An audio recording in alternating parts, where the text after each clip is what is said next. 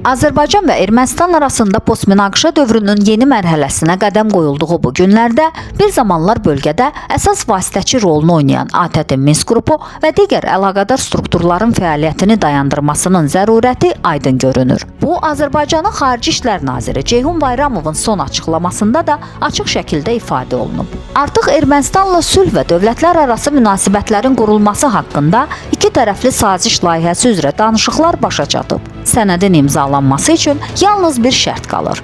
Ermənistan konstitusiyasından Azərbaycana qarşı ərazi iddialarının çıxarılması. Bu tələb həm hüquqi, həm də siyasi baxımdan tam əsaslıdır. Lakin bu reallıq fonunda ATƏT-in uzun illər ərzində nümayiş etdirdiyi fəaliyyətsizlik daha da qabarıq görünür. Minsk qrupu uzun müddət Qarabağ münaqişəsinin həlli üçün vasitəçilik adı altında fəaliyyət göstərsə də, əslində sadəcə status quo-nun qorunmasına xidmət etdi. Məhz bu qrupun fəaliyyətsizliyi səbəbindən Ermənistanın işğalçılıq siyasəti 30 ilə yaxın davam etdi.